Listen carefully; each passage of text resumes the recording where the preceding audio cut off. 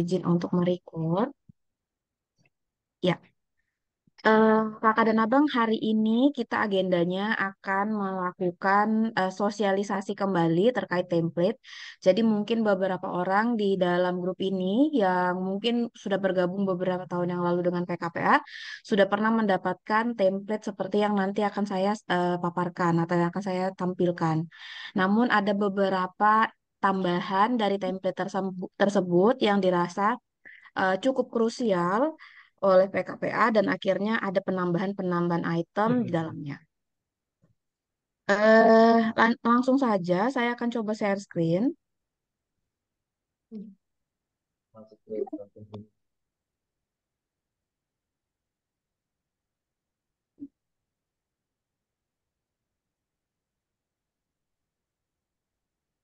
Jadi nanti template ini akan kami masukkan ke dalam satu buah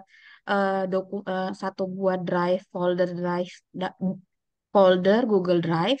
Di dalamnya nanti file-file yang kita sampaikan hari ini dapat diakses oleh kawan-kawan semua ya.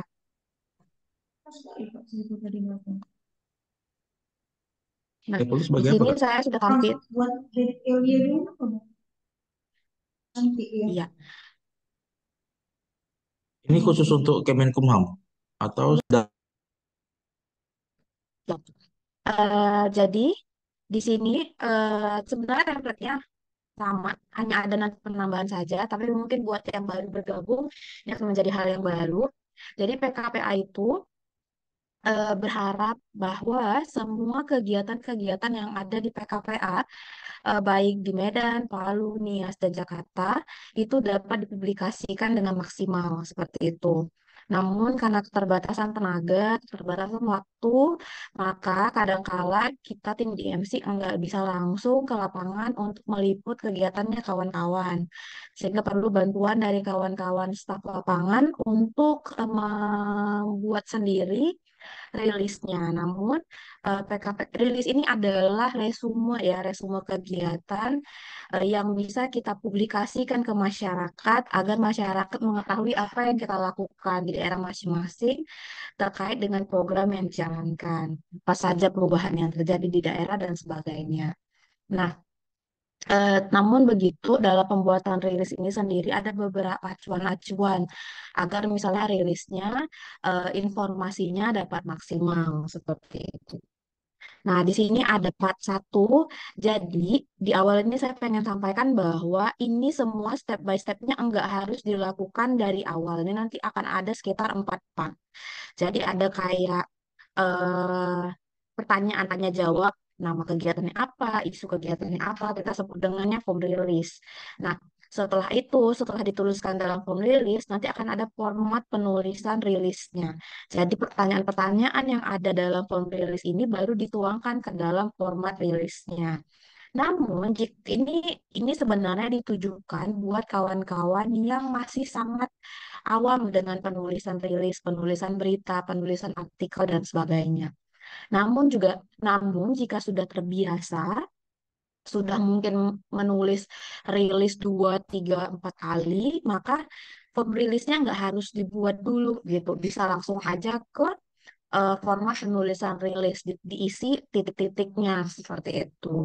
Namun jika masih di tahap awal, masih baru banget, masih pertama kali nulis rilis dan sebagainya, maka disarankan buat seperti ini untuk memudahkan. Karena ketika misalnya semua tanya dalam form rilis ini sudah kita isi, maka saya yakin sekali kawan-kawan pasti bisa nulis rilisnya. Karena nulis rilis itu enggak sulit kalau informasinya udah ada, akan jadi sulit kalau kita ternyata nggak punya informasi yang harus dituliskan kan kayak gitu. Nah, pasti dalam rilis namanya rilis ini adalah resume kegiatan, maka yang pertama itu ada nama kegiatannya. Kita perlu tahu nama kegiatannya apakah FGD, seminar, konsultasi bersama anak dan sebagainya.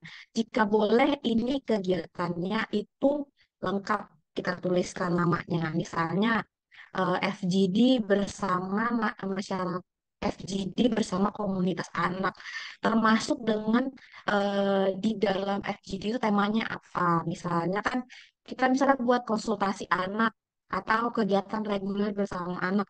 Namun kegiatan reguler, konsultasi, atau FGD kadang-kadang itu dilakukan lebih dari satu kali dan informasi di dalam FGD itu yang sebenarnya berbeda-beda. Kalau kita cuma buat konsultasi bersama anak pertama, dibandingkan dengan kita buat konsultasi bersama anak membicarakan tentang metode advokasi di misalnya Pulau Nias, itu pasti akan lebih menarik dibandingkan cuman kita buat konsultasi bersamaan pertama kayak gitu contohnya kira-kira. Jadi dia lebih spesifik, lebih menarik dan informasinya juga lebih jelas. Yang kedua isu. Jadi misalnya dalam kegiatan kita itu isunya apa? Karena kan di PKPI itu isunya ada banyak. Apakah kita sedang membicarakan tentang isu hak anak, kesehatan reproduksi, perlindungan di dunia digital, atau sebagainya. Jadi ini penting untuk dituliskan. Kegiatan yang kita lakukan saat itu sedang dalam pembicaraan atau sedang membicarakan isu apa. Yang ketiga inilah tujuan kegiatan.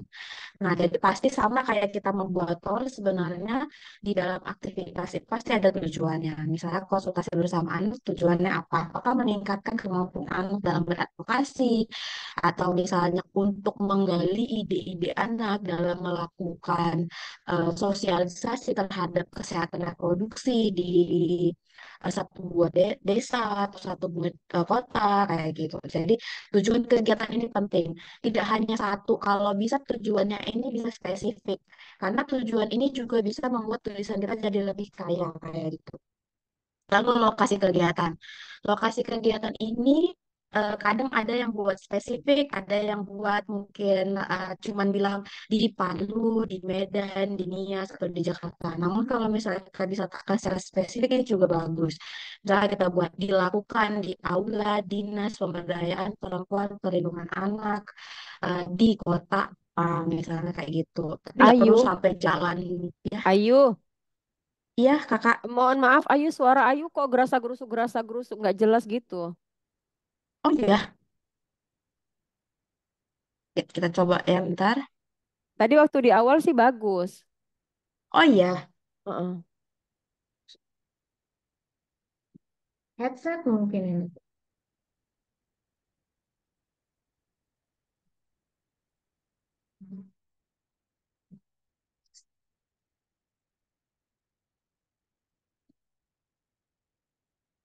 Sekarang Kak, Sekarang udah lebih clear. gimana? Coba, coba ya, di clear nih lebih bagus. Oke, baik. Baik. Kita coba lagi, kawan-kawan. Nah, baik. Tadi masuk ke bagian eh, lokasi kegiatan. Nah, lalu sekarang kita masuk ke waktu kegiatan. Nah, waktu kegiatan ini itu sebenarnya lokasi kegiatan tadi nggak harus sampai ke jalan, misalnya jalan apa gitu nggak perlu. Tapi dia kayak tempatnya aja udah cukup. Kayak misalnya aula apa, atau misalnya di gedung apa, atau mungkin cuman di kantor Yayasan Pusat Kajian dan Perlindungan Anak itu juga nggak ada masalah. Nah, lalu lanjut di waktu kegiatan. Waktu kegiatan ini sebenarnya tanggal ya, bukan masuknya jam berapa gitu enggak. Tapi misalnya ini dimaksud dengan tanggal. Misalnya tanggal 11, tanggal 11 atau misalnya tanggal, bulan, tahun. Nah, ini masuk ke sini. Jadi itu biasanya dalam penulisannya nanti ada di dalam format kita lihat sama-sama ya. Lalu yang berikutnya, nah ini yang menjadi tambahan. Ada nama program dan nama donor. Kalau sebelumnya tidak ada di dalam format penulisan atau template penulisan, kita memasukkan nama program, nama donor. Jadi ada sebagian donor yang memang harus kita masukkan namanya, tapi sekarang agar lebih aman, PKPA itu mewajibkan dalam rilisnya itu ada nama program dan nama donor. Nama program ini beda dari nama kegiatan ya kawan-kawan. Jadi misalnya kegiatannya itu ya tadi kayak saya bilang konsultasi anak eh, untuk konsultasi anak dalam upaya pembuatan alur advokasi misalnya di Pulau Nias.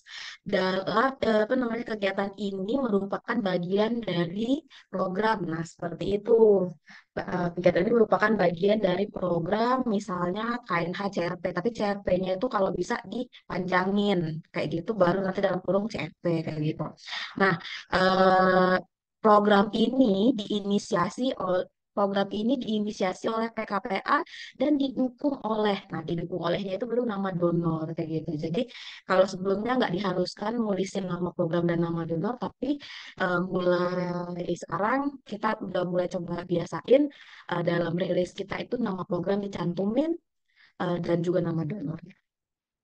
Selanjutnya ini tamu kegiatan. Tamu kegiatan ini termasuk di dalamnya peserta dan juga narasumber kayak gitu. Nah, ini yang sering banget sepanjang 2023 ya, sejak kita udah mulai menggalak buat rilis, ini yang paling sering miss kayak gitu.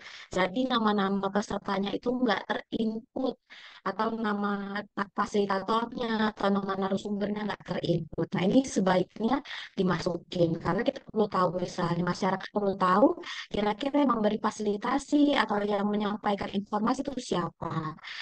Lalu yang menjadi peserta dalam kegiatan kita atau target sasarannya itu siapa saja. Nggak harus per nama orangnya, tapi bisa jadi per lembaganya. Misalnya ada FGD ya, FGD itu dilakukan lintas sektoral atau antar stakeholdernya PPA, di antaranya itu kita sebutkan misalnya ada dinas, komunitas anak, atau komunitas atau lembaga-lembaga, nah itu disebutkan oleh namanya. Nggak harus nama orangnya, tapi lebih ke nama lembaganya dan komunitasnya, atau nama dinas-dinas yang kita undang.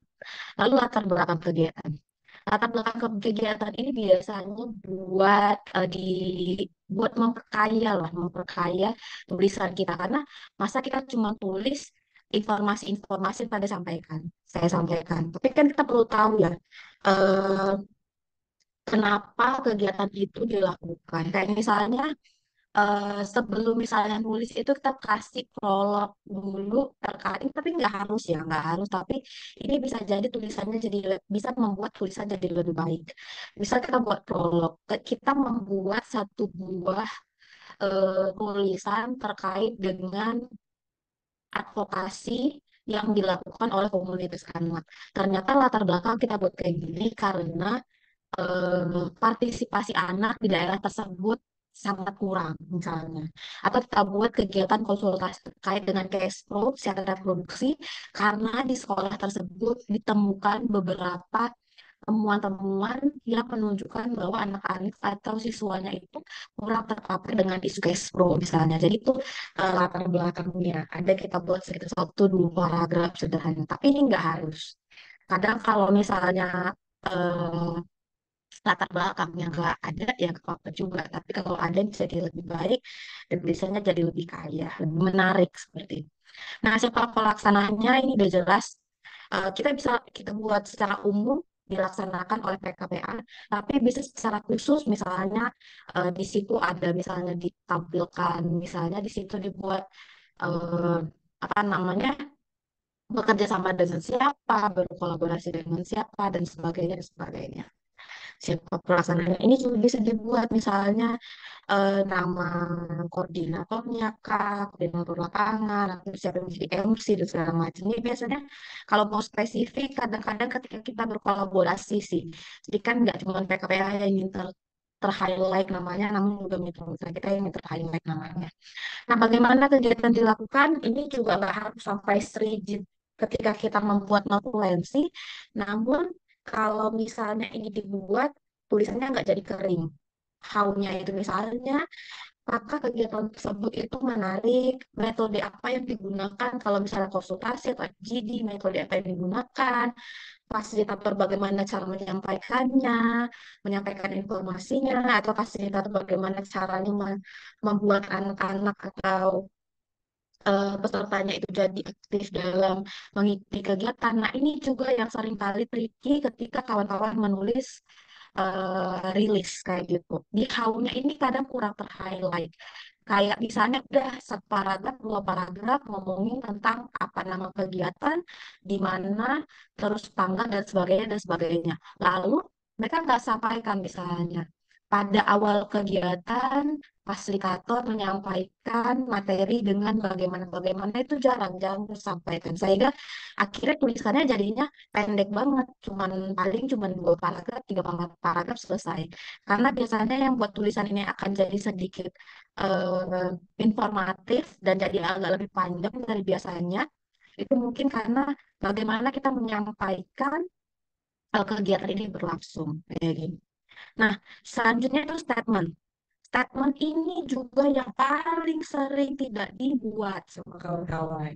Nah, jadi kalau udah dibuat kan semuanya informasinya dibuat rilisnya, dikirim, kita lihat ada mungkin 3 sampai 4 paragraf. Pas kita baca, nggak ada satupun statement di dalamnya. Maka akhirnya saya sering komunikasi kembali ke penulis untuk meminta statement. Dan kadang-kadang ketika statement ini diminta kan butuh waktu lagi, kawan-kawan di lapangan juga pasti punya pekerjaan dan segala macam menunggu statementnya dikirim, mungkin kita sama-sama lupa, saya juga sama-sama mungkin lupa follow up kembali, akhirnya gara-gara statementnya nggak ada, menunggu statement lagi, jadi nggak di-up beritanya padahal udah ditulis, jadi sayang sekali. Statement ini nggak perlu banyak, bisa dua, bisa satu, bisa dua, tapi ya kalau bisa sih jangan satu ya, dua minimal. Kan bisa dari misalnya satu dari narasumber, satu dari peserta, atau bisa juga satu dari peserta, satu dari tim program, jadi kayak gitu. Kenapa statement ini menjadi penting? Ini kalau kawan-kawan juga berkoordinasi atau ini mengirimkan tulisannya ke media yang bukan media olahan PKPA atau media mitra, pasti mereka nggak akan naikin tulisan kita kalau nggak ada statementnya. Karena mereka akan menganggap statement ini menjadi satu buah hal yang krusial menunjukkan bahwa kegiatan itu terverifikasi kayak gitu, benar-benar terjadi dan apa yang kita sampaikan eh, apa namanya follow kegiatan yang kita sampaikan itu benar-benar seperti yang kita sampaikan, bukan cuma kita buat-buat sendiri kayak gitu. Nah gitu, keterangan ini jika ada hal-hal yang kita rasa penting yang belum tercapture sebelumnya, nah ini bisa dituliskan kawan-kawan. Jadi memang dari beberapa item pertanyaan di sini tuh yang paling sering tidak tidak dieksekusi dengan baik atau tidak dituliskan biasanya tadi latar belakang, lalu bagaimana kegiatan dijalankan, dan ini yang paling sering statement, nggak ada statement pesertanya, nggak ada statement penyelenggara kegiatannya. Selanjutnya kawan-kawan bisa lihat jawabannya atau contoh cara mengisinya di part 3. Contoh pengisian formulir SPPA, nanti kawan-kawan bisa lihat sendiri, bisa sendiri. Secara garis besar seperti yang tadi saya sampaikan. Nah, kita sekarang coba untuk melihat draft rilis penulisannya. Nah, jadi bentuknya seperti ini kawan-kawan. Jadi saya ada judul, kawan-kawan bisa tuliskan di sini judulnya. Lalu nanti di sini lokasi. Nah, di sini itu biasanya kawan-kawan menuliskan nama tanggal. Kayak di berita-berita konvensional gitu kan. Misalnya Medan 11 Maret 2024 PKP Indonesia.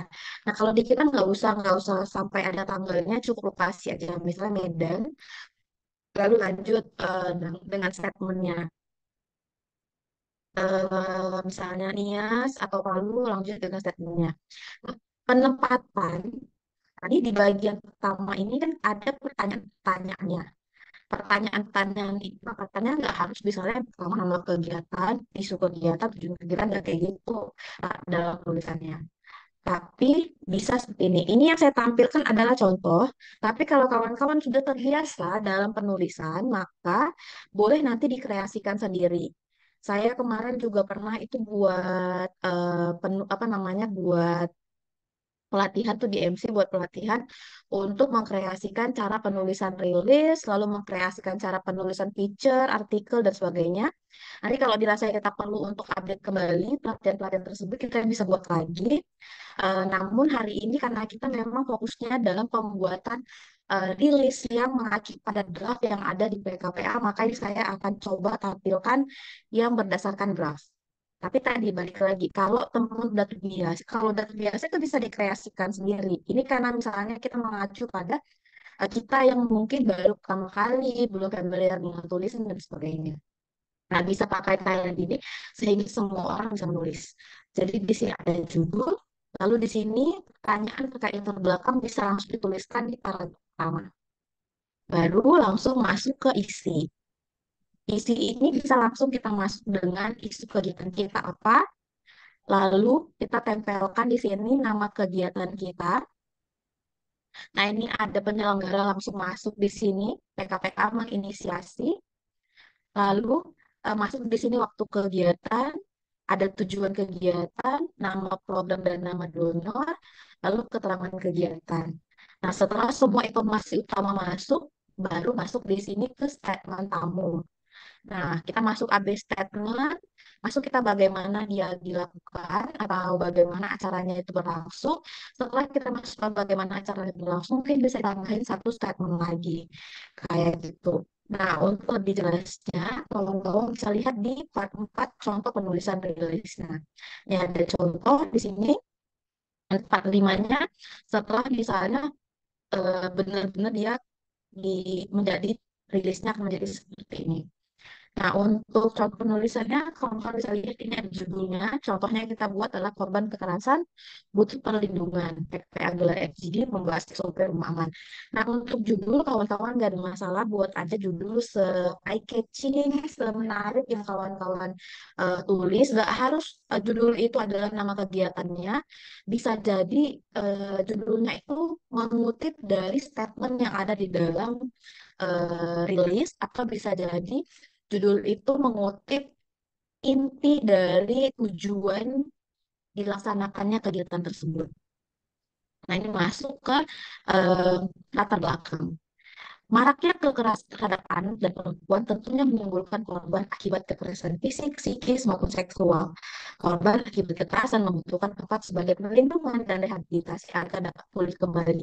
Nah, bagian ini kan sebenarnya nggak ada kaitannya dengan kegiatan yang akan kita tampilkan. Nggak ada kaitannya dengan FGD, nggak ada kaitannya dengan informasi FGD. Namun, ini menarik, bisa buat peserta jadi tertarik untuk baca ketika kita tuliskan, oh, ada sesuatu yang melatar belakangi kita melakukan FGD. Karena kadang-kadang ada tuh pembaca yang, ah, cuman kegiatan doang ini PKPA sosialisasi, males bacanya gitu kan. Karena dianggap kayak, oh, kalian narsis, cuman informasiin kegiatan.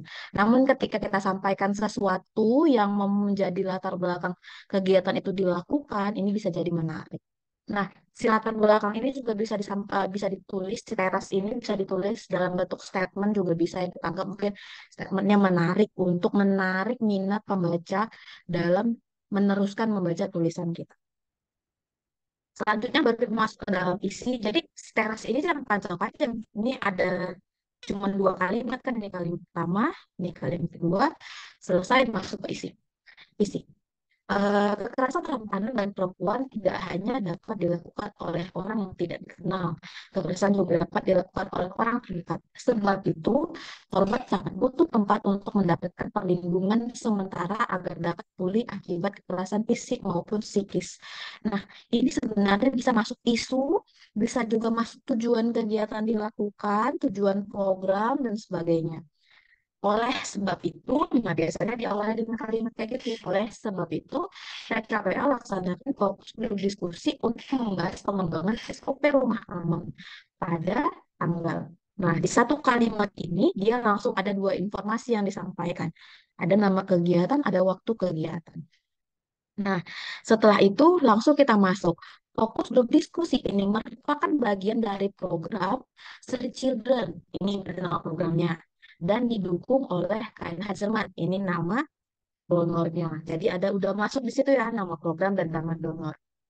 Lalu tujuannya. Tujuan kegiatan ini dilakukan untuk merumuskan standar operasional prosedur penulisan merumuskan standar operasional prosedur rumah aman bagi anak perempuan yang membutuhkan salah sampai di sini titik. Lalu rumah aman bagi anak perempuan yang membutuhkan rumah tersebut sebagai tempat perlindungan sementara.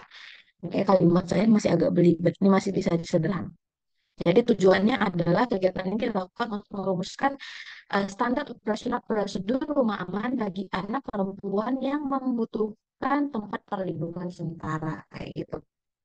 Nah, kegiatan tersebut melibatkan siapa aja nih? Kita tuliskan siapa-siapa aja yang terlibat atau yang menjadi peserta. Kegiatan melibatkan Dinas Pemberdayaan Perempuan dan Perlindungan Anak, Dinas Sosial Kota Medan, CSO, diwakili oleh SOS Children Village. Lalu di sini keterangan kegiatan. SOP yang sedang dikembangkan ini akan menjadi standar sebuah perlindungan untuk penampungan sementara yang ada di Kota Medan yang nantinya baik yang berbasis pemerintah maupun masyarakat. Nah, ini kan sebenarnya adalah keterangan tambahan yang mungkin masyarakat perlu tahu nih dari kegiatan kita karena ternyata si SOP ini bukan hanya sekadar untuk dibuat-buat untuk perlindungan anak, namun ini juga landasannya ada terkait dengan kebijakan, bisa-bisa menjadi acuan kayak gitu. Acuan acuan dalam pembuatan rumah aman kayak gitu. Sejalan dengan program di DP 3KPM yang tahun ini juga sedang mempersiapkan rumah penampungan sementara tersebut. Nah, di sini juga disampaikan bahwa apa yang kita lakukan ini sejalan dengan kebijakannya si dinas.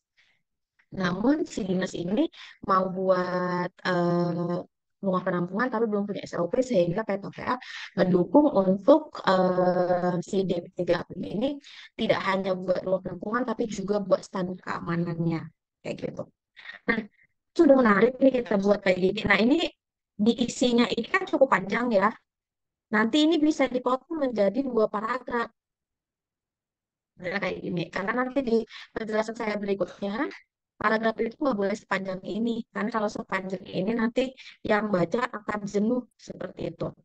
Kita bisa potong jadi 2 paragraf, lalu di sini ada statement tamu. Di sini bisa statement tamu, bisa statement narasumber, statement fasilitator, atau bahkan statement si apa namanya staf programnya sendiri. Di sini kita masukkan statement dulu yang menguatkan apa yang sudah kita sampaikan di paragraf sebelumnya, kayak gitu. Selanjutnya kita masukkan bagaimana kegiatannya berjalan. FGD kedua direncanakan pada pertengahan bulan Maret yang akan memfinalkan terkait alur mekanisme penanganan dan layanan saja yang akan diperoleh korban selama di rumah aman tersebut dengan sistem rujukan yang melibatkan stakeholder, OPD, dan masyarakat tertentu. Nah, ini malah dia ada RTL kan. Sebelum ini sebenarnya bisa kita masukin statement dulu. FGD kali ini misalnya cukup menarik karena banyak masukan-masukan yang diberikan oleh CSO ataupun peserta-peserta yang terlibat di dalam penyusunan SOP tersebut. Jika ada kendala, mungkin kendalanya bisa disampaikan di sini. Jika di sini ada seperti apa namanya dukungan bisa disampaikan juga di sini. Jadi proses yang terjadi dalam kegiatan tersebut bisa disampaikan di sini. Lalu selanjutnya untuk mendukung statement atau paragraf ini kita bisa tambahkan 1 statement lagi di akhir. Bisa jadi itu statement dukungan atau statement yang menyatakan bahwa eh, apa namanya mungkin ada tantangan dalam pelaksanaannya dan sebagainya.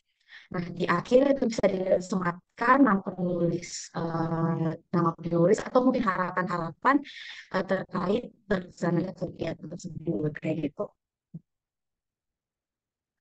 Nah, tetap ya saya buat di sini pop ini catatan kaki pop ini hanyalah panduan dalam penulisan. Kawan-kawan bisa menggunakan kosakata dan gaya menulis yang sesuai dengan kebutuhan daerah dan kreativitas masing-masing di lapangan. Tadi lagi tadi saya bilang, ketika kita misalnya udah terbiasa dalam menulis, kadang-kadang kita pasti buat kegiatan itu nggak cuma 1 kali dalam 1 bulan. Bisa jadi 1 bulan itu ada 2-3 kali kegiatan. Kalau seandainya kita cuma mengacu pada contoh penulisan rilis seperti ini, bisa jadi nanti kita jenuh dalam penulisannya.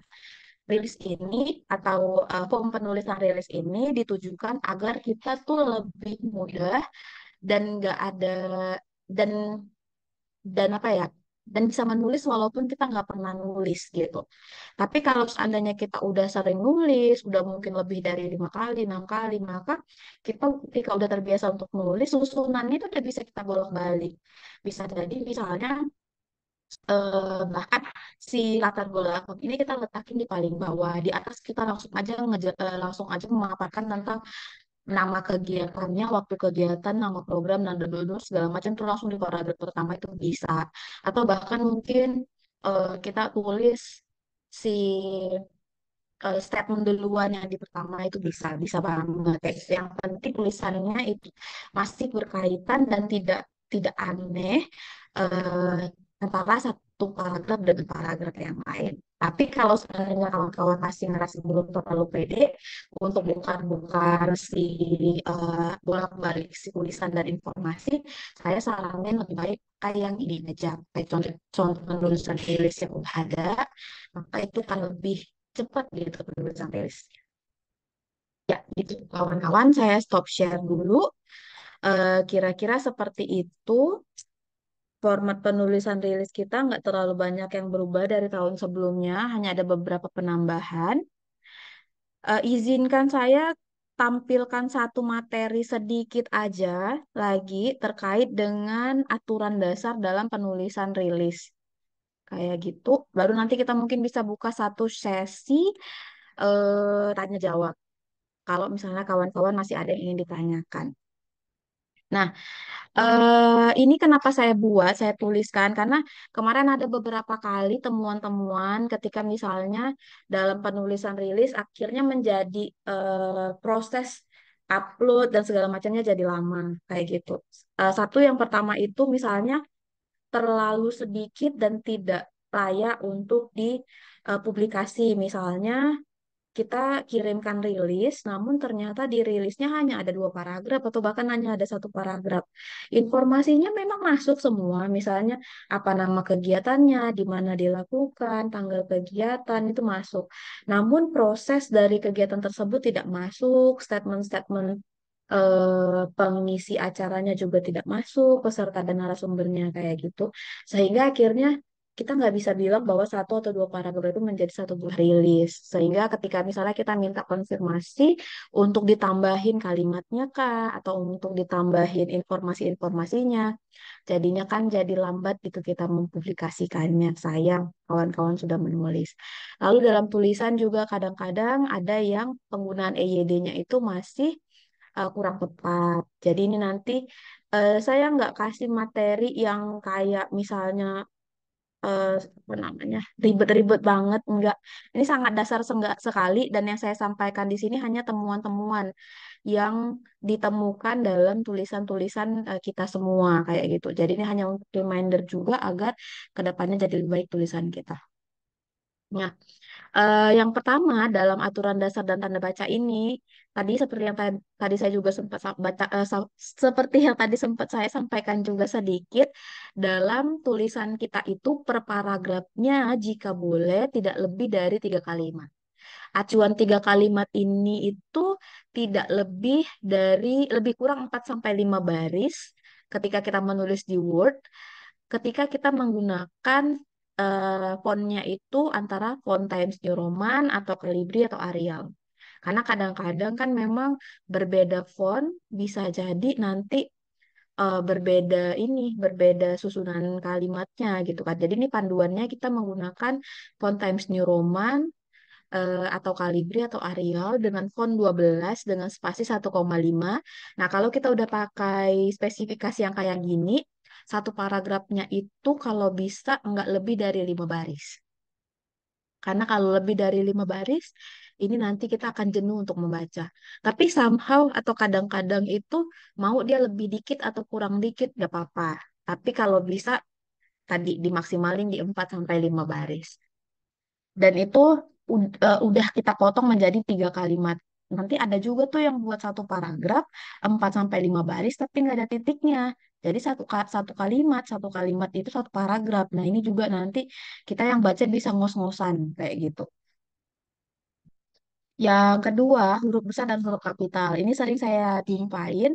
Misalnya penggunaan huruf besarnya itu di tengah-tengah kalimat. Misalnya kalimatnya adalah membuat orang lain memilih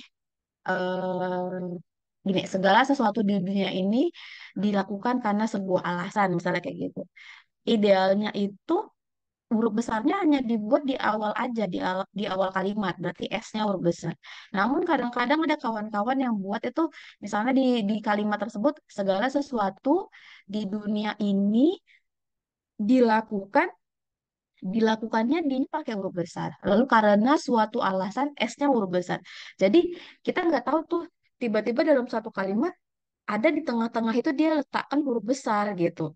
Misalnya juga dia buat eh, PKPA Medan melakukan satu buah kegiatan konsultasi bersama anak di Hotel Arya Duta, misalnya seperti itu.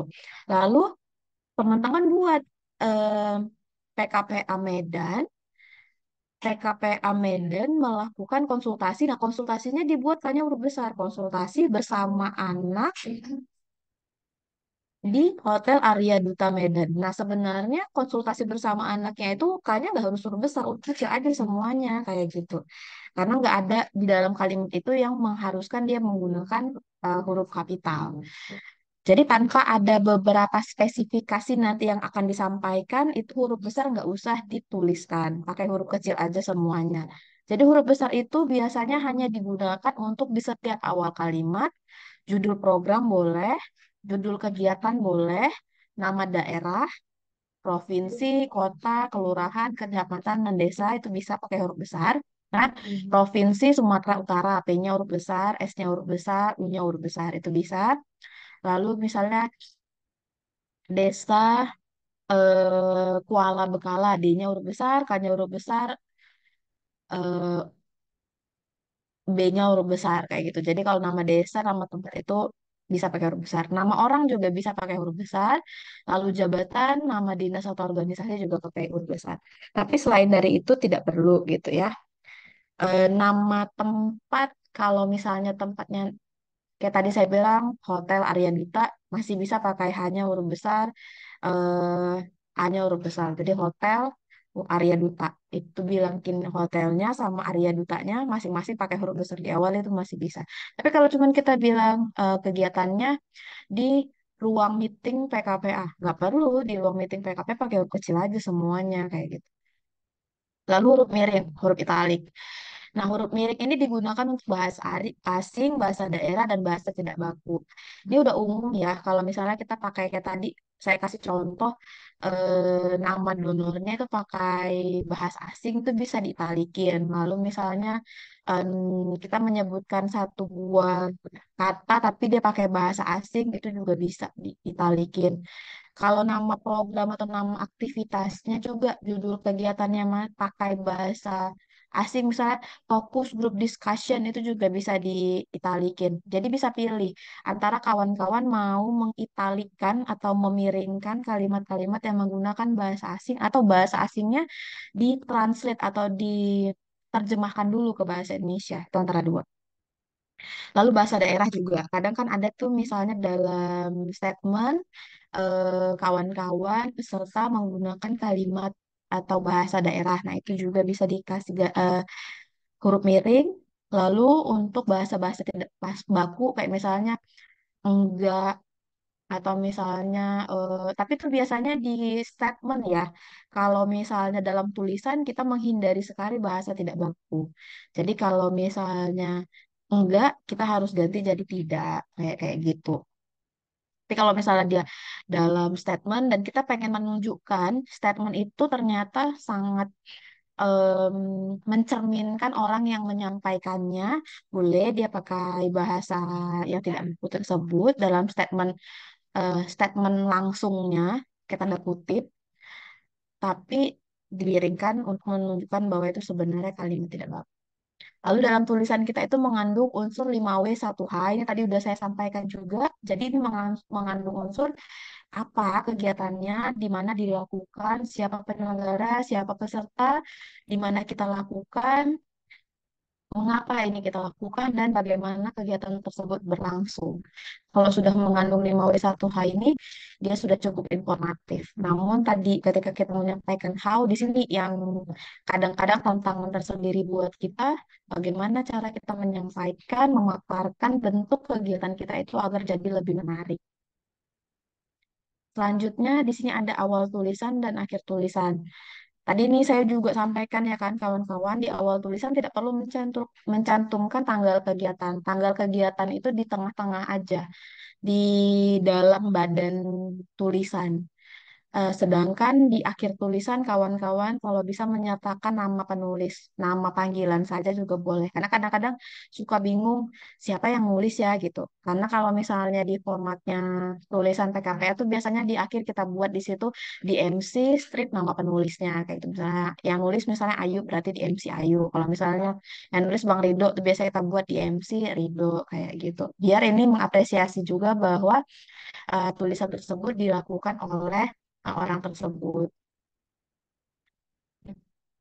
Selanjutnya ada statement. Nah, ini juga penting ya kawan-kawan. Kalau boleh setidaknya ada 2 statement minimal yang mendukung isi tulisan. Kalau ada 3 lebih baik. Tapi nggak usah banyak-banyak banget juga. Nanti kalau banyak banget, jadi panjang banget tulisannya.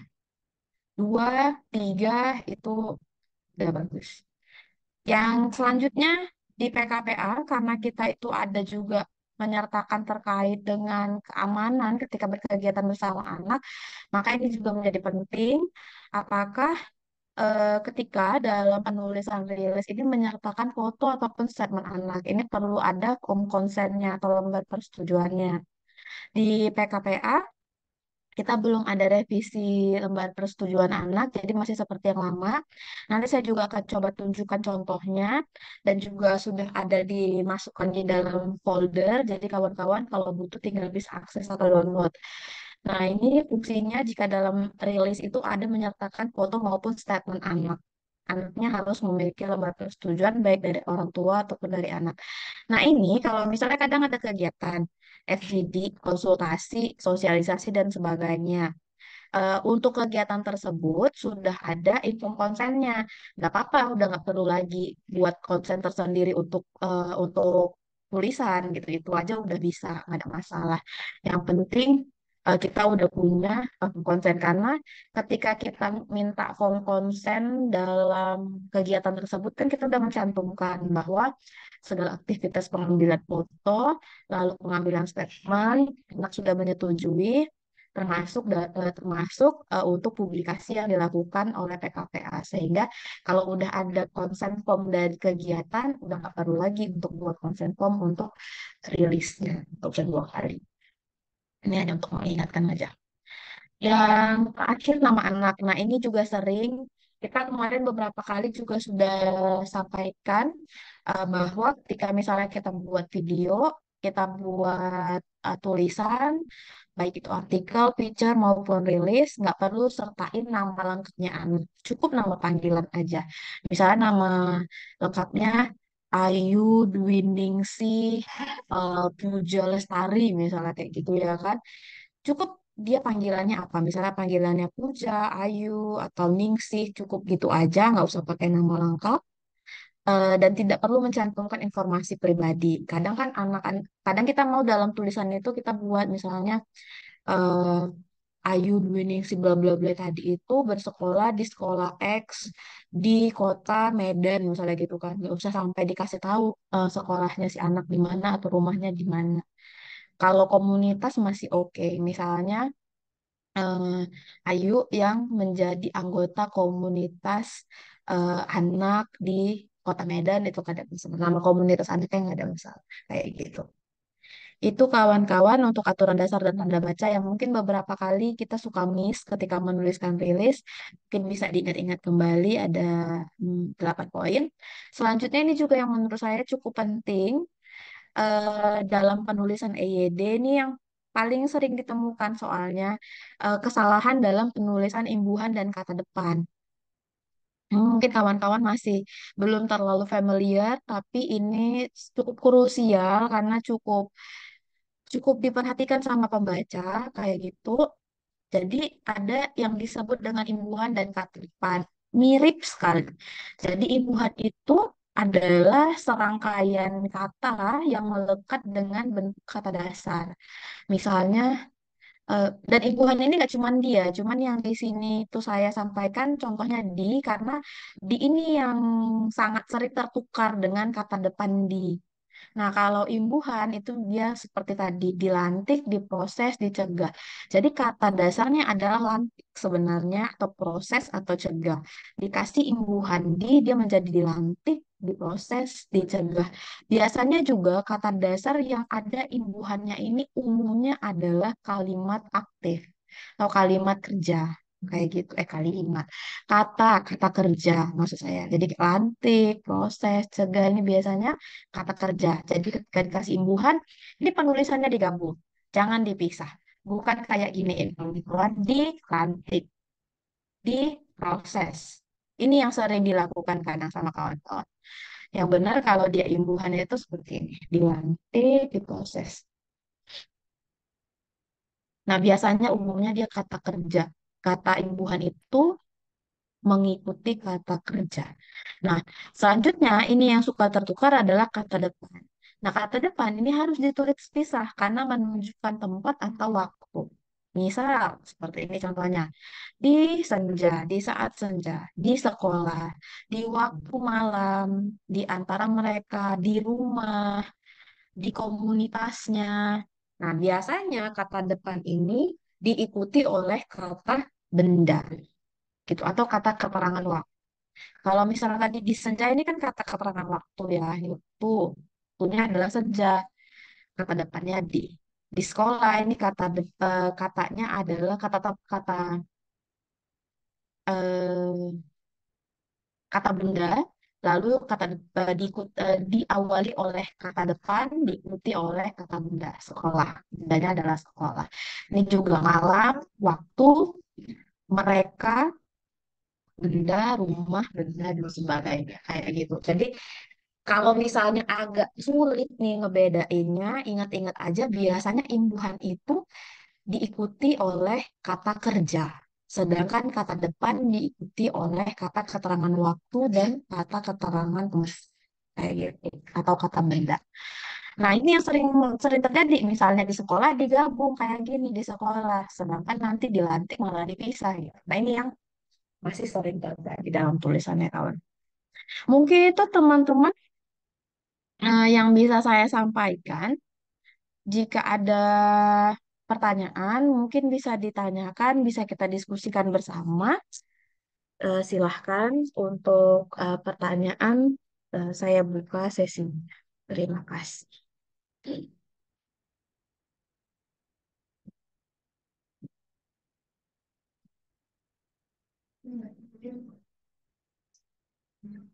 Mungkin ada pertanyaan dari kawan-kawan, atau kalau udah oke semuanya, nggak ada pertanyaan,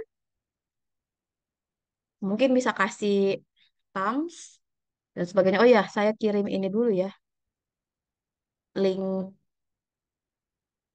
yang tadi, link untuk akses.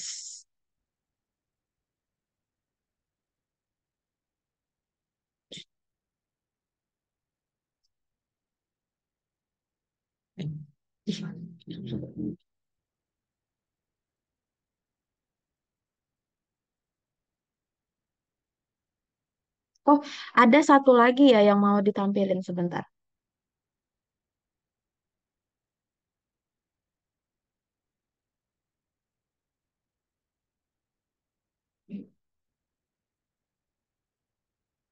Ini udah saya tulis di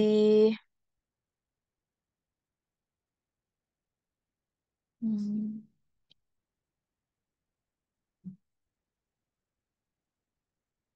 ada chat. Hmm. Link untuk akses G Drive dokumen-dokumen tadi yang udah disampaikan tuh udah ayo kirim ke ini ya, ke chat ya. Kawan-kawan bisa klik, bisa masuk atau enggak. Lalu ini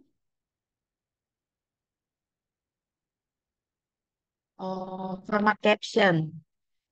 Jadi kadang-kadang itu kawan-kawan itu kan ada kirim foto di grup publikasi, ini hanya mungkin nerimanya kembali aja.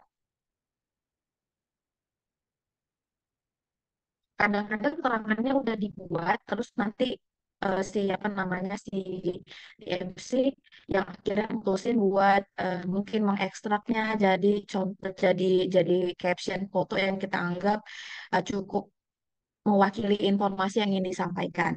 Namun jika kawan-kawan ingin langsung menuliskan caption, nah bisa dilihat dari ini panduan untuk pembuatan format caption. Jadi bisa dibuatkan misalnya agar kita tahu oh caption tersebut untuk foto itu gitu-gitu. Nah, kayak gini. Anak-anak terdampak banjir di Medan tengah mengikuti kegiatan psikososial yang dilakukan oleh PKP di Kelurahan Simati pada tanggal 4 Maret 2022. Jadi untuk foto sendiri yang paling penting itu adalah siapa sih orang yang ada di dalam atau siapa siapa sih tokoh yang ada di dalam foto tersebut, mereka sedang melakukan apa, lalu dilakukan di mana dan pada tanggal berapa. Karena kan informasinya nggak bisa panjang-panjang banget, dia harus spesifik kan. Nah, jadi yang paling penting itu siapa orangnya, di mana dilakukannya, apa kegiatannya, dan dilakukan pada tanggal berapa. Nah, kalau misalnya seperti yang foto satunya lagi, ini yang lagi pegang ekobrik, nah ini dia buat di sini. Kalau saya sih pribadi untuk atas dasar keamanan anak itu tidak mencantumkan nama anaknya. Karena ketika dia foto kan otomatis dia terpampang gitu ya kan. Kecuali memang mungkin ya memang ingin mempublikasikan si anak tersebut bagian dari keberhasilan keberhasilan advokasi atau keberhasilan partisipasi yang dilakukan oleh program, yaitu nggak ada masalah juga. Namun jika kita hanya ingin menunjukkan aktivitasnya aja mungkin bisa ditampilkan nggak usah namanya tapi seperti yang dicontohkan anggota Laskar Plastik. Jadi si anak yang baju merah ini adalah anggota Laskar Plastik yang sedang menunjukkan ekobrik botol yang dia pegang yang telah dibuatnya. Ekobrik adalah salah satu metode daur ulang yang digunakan untuk menyelamatkan bumi dari bahaya limbah plastik kayak gitu. Jadi nggak menyebut nama anaknya, tapi malah dia kita highlight apa yang dia lakukan bersama bersama dengan komunitasnya untuk apa dan tujuannya untuk apa kayak gitu kawan-kawan. Nah, lalu selanjutnya yang akan saya sampaikan adalah yang saya tunjukkan adalah hmm, nih form persetujuan. Jadi form persetujuan kita, itu konsen kita itu belum berubah ya masih sama. Ini yang kolektif dan ini yang personal. Jadi kadang kita melakukan kegiatan itu kan rame-rame, misalnya ada 30 anak, tapi sebenarnya ini suatu komunitas lah, atau bisa satu sekolah dan sebagainya.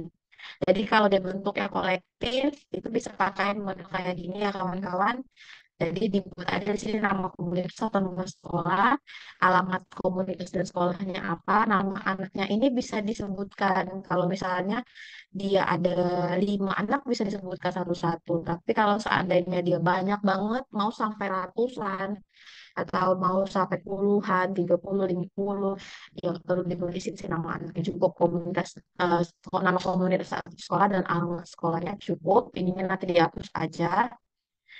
Lalu di sini menyetujuin pengambilan foto dan video tim dari hasil terkait perlindungan anak untuk penyusunan foto. Ini contohnya foto bercerita pembelajaran dan program together. Nah, ini boleh nanti diganti dengan nama program, nama kegiatan, plus nama programnya kawan-kawan. Jadi nama kegiatan dan nama program. Misalnya untuk kegiatan konsultasi bersama anak bla bla bla bla bla dari program bla bla bla bla bla bla gitu. PKP berjanji untuk mempergunakan dengan sebaik-baiknya hasil wawancara, pengambilan foto dan video untuk tujuan yang terbaik bagi anak khususnya kepentingan masa depan. Nah, gitu.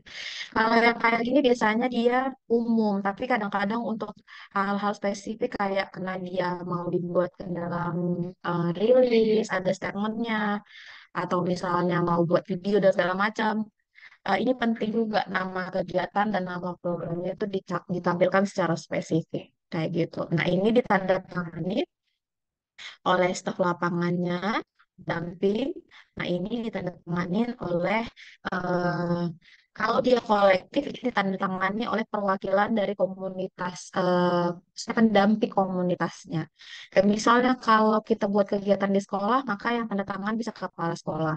Kalau kita buat kegiatan di kelurahan, maka yang tanda tangan bisa kepala lurahnya. Kalau misalnya kita buat kegiatannya di komunitas, tapi misalnya kayak di Lembaga Perlindungan Anak Mitra PKPA, mereka juga punya dampingan anak kayak gitu kan. Maka yang tanda tangan ini adalah pimpinan atau mungkin kakak pendamping dari lembaga tersebut kayak gitu. Sedangkan kalau dia bentuknya adalah personal, dia bentuknya kayak gini. Nah, kalau di sini jelas ya ada nama anaknya, jenis kelamin, dan usia anaknya. Dan ini ditandatangani oleh orang tuanya. Kayak gitu. Ini tetap yang diketahui oleh ini stafnya, staf lapangan, atau kakak pendampingnya. Sedangkan yang di Medan titik-titik 2022 ini itu ditandatangani sama orang tua tuh. Kayak gitu, kawan-kawan. Ya.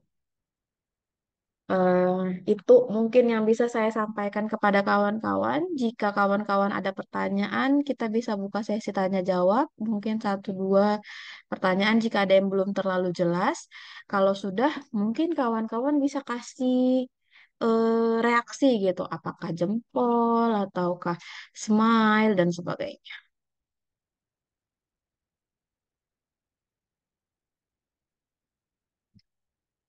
Oh, keadaannya udah oke, udah paham sekali kayaknya. Paham Clear on sekali, clear. enggak. Cuman karena udah ada template-nya, jadi kan kita tinggal ngikutin template. Bener nggak sih, Yu? Bener-bener, Kak.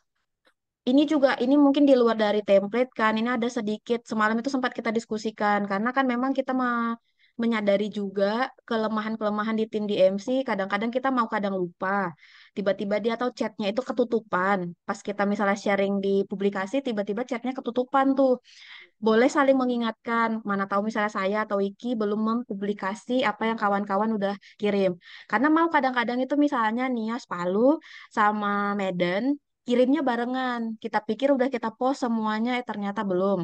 Atau ada juga kadang-kadang kita itu ngepostnya sengaja biar tiap hari ada postingannya, walaupun kawan-kawan em, ngirimnya barengan. Di hari ini ada tiga misalnya kiriman, tapi kita postingnya salah hari ini, tapi pilih satu, besoknya satu. Nah, ini kadang-kadang mau dia nyelip, tiba-tiba kita punya agenda untuk buat kayak gitu, ternyata ada satu dua postingan yang ternyata lupa kita postingkan. Ini kalau boleh kawan-kawan boleh saling mengingatkan aja, bisa di grupnya atau di Japri saya atau Iki juga bisa. Yang kedua tadi juga ini juga kemarin kita diskusikan sama Iki untuk meningkatkan apa namanya eh, meningkatkan kualitas dari tulisan kita semua. Ada beberapa kegiatan tadi seperti yang saya sampaikan, kegiatannya itu reguler dan berulang. Kalau boleh, itu kita buat kegiatan reguler itu kita buat ada spesifiknya. Ini contoh misalnya nih sering banget yang di Nias ada kegiatan reguler bersama anak. Yang di Medan juga ada tuh kayak konsultasi yang global program sama kegiatan KNH Street Children's. Itu dia kayaknya tiap minggu atau 2 minggu sekali ada kegiatan reguler bersama anak. Kalau misalnya tulisan kita itu cuman kita buat kegiatan reguler bersama anak atau konsultasi bersama anak, lalu 2 minggu kemudian kita buat lagi kegiatan reguler konsultasi bersama anak, kan jadi kita agak bingung nih, eh, apa bedanya yang buat jadi spesifik dan membuat jadi menarik kegiatan tersebut. Kalau saya itu rekomendasiin yang pertama bisa pakai metode kita highlight isu yang lagi dibicarain. Jadi namanya memang konsultasi bersama anak, tapi misalnya yang pertama kita nge-highlight atau ngomongin tentang ide advokasi ide advokasi sepanjang 2024. Tapi ternyata di 2 minggu berikutnya kita udah ngomongin secara spesifik si ide tersebut ternyata udah kita pecah menjadi satu tema, misalnya ide advokasi tersebut akhirnya sudah didiskusikan oleh anak-anak dan akhirnya anak-anak memilih untuk membuat apa kayak gitu. Jadi kan udah kelihatan tuh bedanya. Kalau di awal masih merencanakan, tapi pertemuan berikutnya mereka udah memilih dan bentuk yang dipilih itu apa, lalu mereka menemukan tantangannya, lalu mereka menemukan kira-kira siapa yang ingin diajak untuk bekerja sama dan berkolaborasi. Jadi kelihatan jelas dua kegiatan ini walaupun sama-sama konsultasi, namun apa yang disampaikan udah jelas berbeda. Nah, ini enak kita untuk mempublikasikannya. Yang kedua, metode kedua adalah meng-highlight mungkin salah satu dari si peserta konsultasinya. Jadi mungkin di pertemuan pertama kita meng-highlight tentang pertemuannya atau konsultasinya, tapi di pertemuan kedua kita udah nggak meng-highlight pertemuan atau konsultasinya lagi, tapi mungkin ada satu anak yang menonjol gitu, yang mungkin kita nganggap bahwa dia bisa jadi tim leading dan kita pengen angkat profilnya untuk kita ceritakan. Nah, itu juga bisa. Jadi kelihatan walaupun ini kegiatan yang hampir mirip, tapi yang dibicarakan atau informasi yang disampaikan itu cukup berbeda. Kayak gitu aja sih sebenarnya kawan-kawan untuk membuat tulisan kita walaupun dia reguler, namun ada berbeda. Ya silakan Kak Gilda dan Kak Kiki, ada yang ingin disampaikan?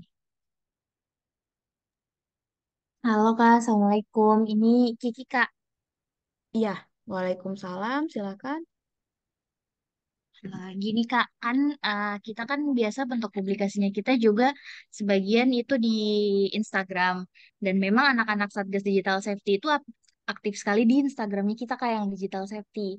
Nah, terkait inform consent tadi Kak, apakah ketika mereka mengupload atau Kiki yang upload atau Kawardi yang upload perlu ada persetujuan itu? Dan bagaimana ketika kita lagi di tempat kegiatan terus dadakan anak-anaknya langsung misalnya mereka langsung ambil story di saat kegiatan itu Kak, itu bagaimana tentang inform consent-nya? Karena kan tadi kalau yang dari rilis tadi itu kan kayaknya sudah sangat sensitif, kita harus tetap minta persetujuan. Seperti itu Kak, karena memang di Instagramnya Digital Safety itu memang anak-anak sih yang banyak memang mengelola, walaupun tetap didampingi sama saya dan Kak Wardi, tapi memang anak-anak itu memang lebih banyak aktif di akun mereka itu Kak gitu, dan memang viewersnya juga kan banyak dan mereka suka sebarkan lagi ke Instagram pribadinya mereka di mana teman-temannya dari sekolah itu juga lihat gitu sih Kak. Gimana untuk menanggapi itu? Terima kasih. Iya, terima kasih Kiki ya tadi apa Gilda? Kiki Kak, Ya, Kiki. Ya, makasih Kiki ya atas satu device. informasinya. Iya, terima kasih atas informasinya. Ini sering terjadi juga. Jadi memang di PKPA itu ada aturan yang sangat rigid terkait dengan publikasi. Nanti mungkin kita bisa ambil satu sesi sendiri untuk menunjukkan secara detail SOP publikasi, termasuk misalnya ketika dalam pengambilan video apa yang boleh dan nggak boleh ditampilkan ketika foto tersebut atau video tersebut ada anak-anak di dalamnya. Namun menyikapi apa yang Kiki tadi sampaikan, ini memang yang kakak sampaikan tadi adalah publikasi-publikasi yang dipublish di media sosial yang dikelola langsung oleh PKPA. Jadi memang kalau seandainya media tersebut dikelola oleh anak, komunitas anak, ini kita masih agak sulit untuk apa namanya memproteksinya. Tapi kemarin memang di dalam meeting terakhir bareng sama kawan-kawan, kita udah akan coba ke arah sana. Kita akan diskusikan dulu. Mungkin nanti kita akan diskusikan sama Bang Pandi dan kakak-kakak koordinator yang ada di sini. Bagaimana caranya kita memproteksi akun-akun sosial media yang dikelola oleh adik-adik komunitas yang kita dampingin. Tapi sampai sejauh ini kita memang tidak bisa memproteksi hal tersebut. Jadi kalau tadi Kiki tanyakan, Kak, kalau mereka ambil foto, video, lalu mereka publikasi di sosial media PKP, di sosial media komunitas atau di sosial media pribadi, ini kita nggak bisa proteksi, nggak bisa larang.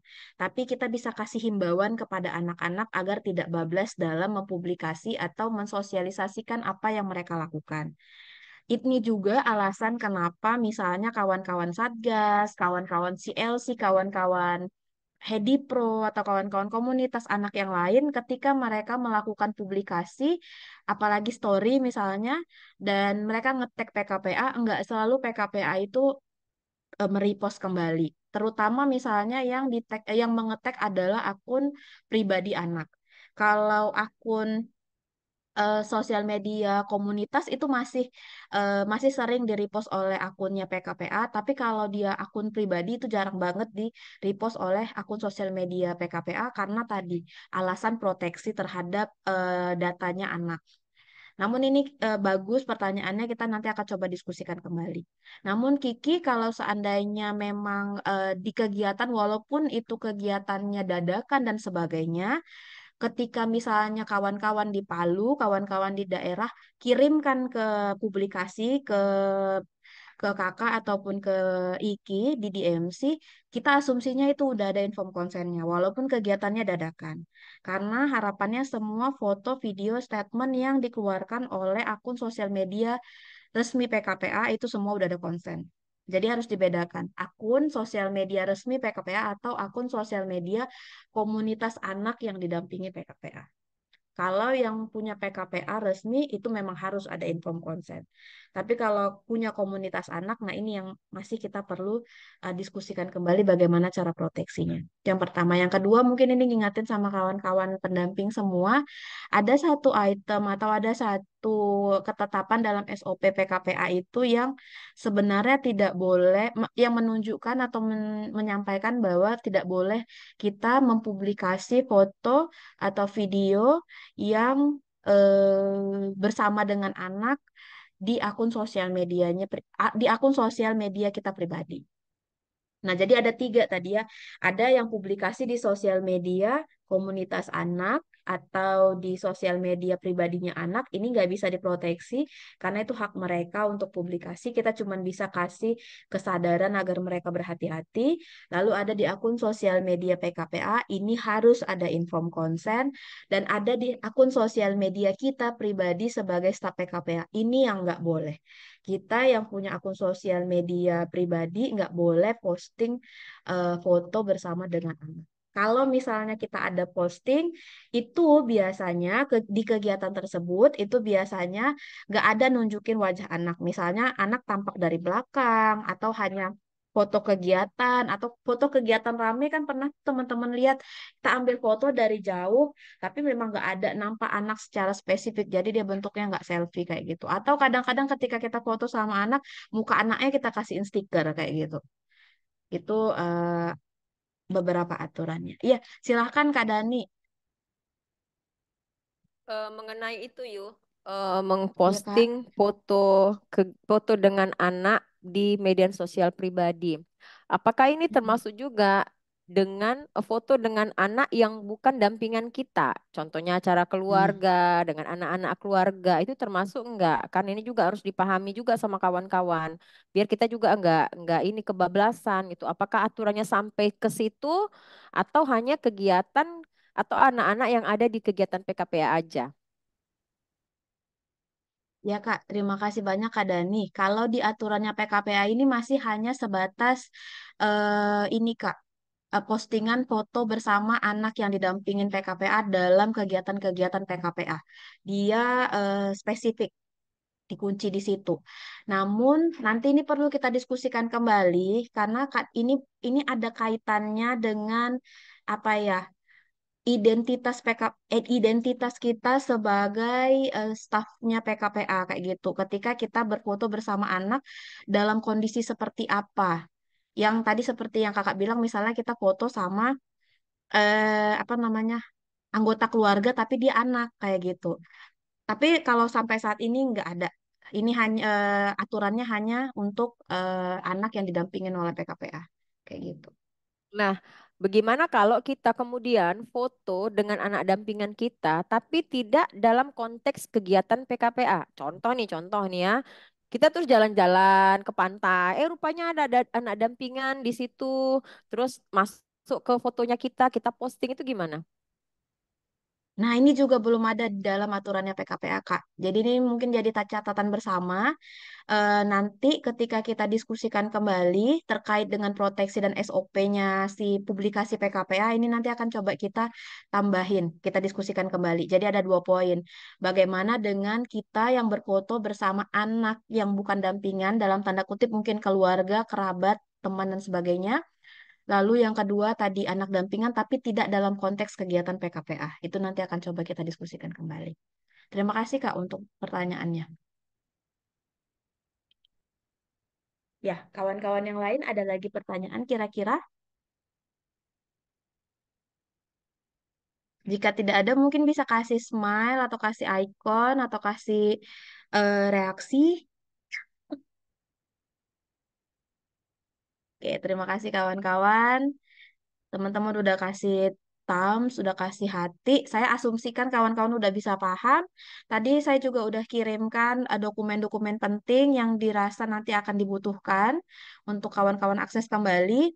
Nanti kalau ada dokumen-dokumen update yang diperlukan tetap akan dimasukkan dalam folder folder tersebut. Jadi foldernya aktif. Lalu kita juga terbuka untuk tanya jawab di grup publikasi maupun bisa di Japri saya atau Rizky. Nah, buat diskusi lanjutannya, kita ada mengagendakan, jadi saya sampaikan aja langsung di hari ini, kita ada diskusi lanjutan, agendanya itu di tanggal 22 Januari, tetap di hari Senin, di pukul 10 juga, dengan bentuk Zoom seperti ini juga. Nah, di sini nanti kita akan publikasikan kembali aturan-aturan dalam pengambilan foto dan video sesuai dengan SOP-nya PKPA, kayak gitu. Jadi memang ini mumpung masih di awal tahun sekali, kita akan lakukan beberapa induksi-induksi agar nanti dalam publikasi, baik itu penulisan, pengambilan video, dan juga pengambilan foto, kita sesuai dengan aturan kode etik yang diberlakukan oleh PKPA. Seperti itu. Terima kasih kawan-kawan semua, kakak abang, rekan-rekan sudah hadir 1,5 jam lumayan juga. Terima kasih kehadirannya, diharapkan bisa hadir kembali nanti di tanggal 22 untuk konteks memahami bagaimana SOP dalam pengambilan foto dan video sesuai kode etik PKPL. Terima kasih banyak. Silahkan beraktivitas kembali. Silakan beraktivitas kembali. Semoga sukses dan lancar hari ini. Izin Ayu M ya.